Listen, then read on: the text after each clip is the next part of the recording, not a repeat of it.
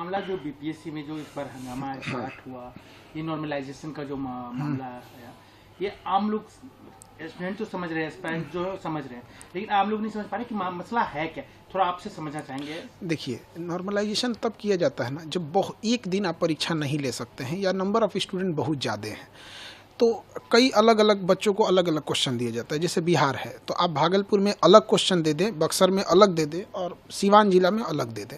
इससे क्या होगा कि 3 अलग अलग पेपर देंगे। आप हम ही को दीजिए वो तीनों पेपर, तो हम खुद किसी में ज़्यादा नंबर आएगा, किसी में कम आएगा। मेरा खुद का तीनों में ज़्यादा नहीं, एक जैसा नहीं आएगा। ये फार्मूला मैथ पर लागू होता है। जैसे अगर किसी को कहा जाए 5 + 5 जोड़ो तो देगा 10, और उसे कहेंगे 20 + 10 जोड़ो तो भी बोलेगा 30, क्योंकि अगर उसे जोड़ आता है तो किसी भी तरह के जोड़ को जोड़ सकता है। लेकिन ये जीएस में लागू नहीं होता है। जैसे अगर हम किसी से कहें भारत का क्षेत्रफल बताओ तो बता देगा, कोई भी विद्यार्थी पढ़ता है। लेकिन अगर किसी दूसरे बच्चे से यही सवाल पूछा जाएगा कि तुम मंगोलिया का क्षेत्रफल बताओ, नहीं बता पाएगा। लेकिन कंप्यूटर कहेगा कि दोनों के क्वेश्चन का लेवल एक है, क्योंकि दोनों में क्षेत्रफल पूछा गया था। तो यही है नॉर्मलाइजेशन, आप मैथ में कर सकते हैं, यहाँ नहीं कर सकते हैं। अब आप जीएस में कैसे डिसाइड कीजिएगा कि बक्सर का युद्ध का क्वेश्चन ज़्यादा टफ है कि द्वितीय आंग्ल मराठा युद्ध का क्वेश्चन ज़्यादा टफ है। अमूमन अगर आप 100 बच्चों को दीजिएगा बक्सर का युद्ध तो बता देंगे, 100 में 90 बता देगा। लेकिन वही सवाल आप कहिएगा द्वितीय आंग्ल मराठा युद्ध बताइए तो 100 में 50 बता पाएंगे। तो बच्चों के साथ ये भेदभाव न हो, ये गणित में सक्सेस है। बिहार में यूपीएससी कोई राज्य नहीं लागू की है, क्यों ना यूपी पीसीएस में है ना कहीं पे ही, ना ही यूपीएससी ने लागू किया है। यूपी पीसीएस ने आरओ में लागू करने की कोशिश किया था, बहुत ज़्यादा हंगामा हुआ, बाद में ये चीज़ें को वापस लेना पड़ गया था उन लोगों को।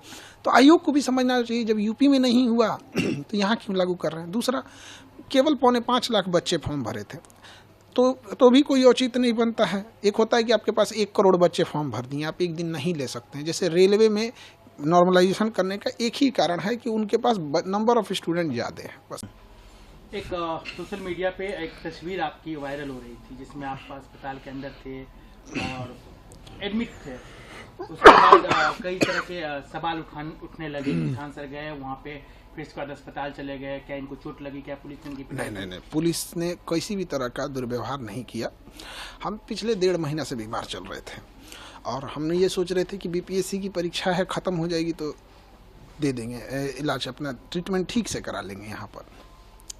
इसी बीच जब सुबह सुबह बच्चों के ऊपर लाठी उठी चार्ज हो गई तो हमें लगा कि बच्चों के ऊपर नॉर्मलाइजेशन थोप दिया जाएगा। तो हम यहाँ क्लास ही ले रहे थे, 10 बजे वाला क्लास ख़त्म करके और चल दिया, क्योंकि बहुत देर तक बिना खाए पिए भी नहीं थे और लंबे समय से बीमार पड़ रहे थे। तो वहाँ हमको वोमिटिंग रुक नहीं रहा था, तो हमको लगा कि अब हमको यहाँ से हटेंगे तो फिर ये बच्चे तितर बितर हो जाएंगे, इनकी मांग कोई नहीं पूरी। तो ज़बरदस्ती वहाँ रहे, जिस वजह से थोड़ा बीमार हो गए और थोड़ा सा बीपी वाला प्रॉब्लम ज़्यादा हो गया था। तो हमें लगा कि 170-80 ये मतलब अब घर पे ट्रीट करना ठीक नहीं है, इसलिए चले गए वहाँ। एक सोशल मीडिया पे एक तस्वीर आपकी वायरल हो रही थी, जिसमें आप अस्पताल के अंदर थे और एडमिट थे। उसके बाद कई तरह के सवाल उठने लगे। किसान सर गए वहाँ पे, फिर इसके बाद अस्पताल चले गए, क्या इनको चोट लगी, क्या पुलिस ने इनकी नहीं, पुलिस ने किसी भी तरह का दुर्व्यवहार नहीं किया। हम पिछले 1.5 महीना से बीमार चल रहे थे और हमने ये सोच रहे थे कि बीपीएससी की परीक्षा है, ख़त्म हो जाएगी तो दे देंगे इलाज, अपना ट्रीटमेंट ठीक से करा लेंगे यहाँ पर। इसी बीच जब सुबह सुबह बच्चों के ऊपर लाठी उठी चार्ज हो गई तो हमें लगा कि बच्चों के ऊपर नॉर्मलाइजेशन थोप दिया जाएगा। तो हम यहाँ क्लास ही ले रहे थे, 10 बजे वाला क्लास ख़त्म करके और चल दिया, क्योंकि बहुत देर तक बिना खाए पिए भी नहीं थे और लंबे समय से बीमार पड़ रहे थे।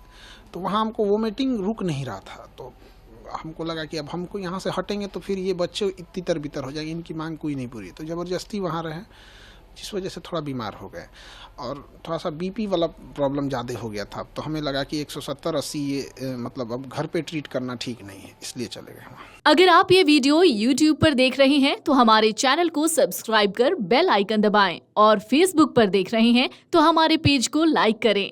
8 मिलियन+ सब्सक्राइबर, आपके इस भरोसे के लिए बहुत धन्यवाद।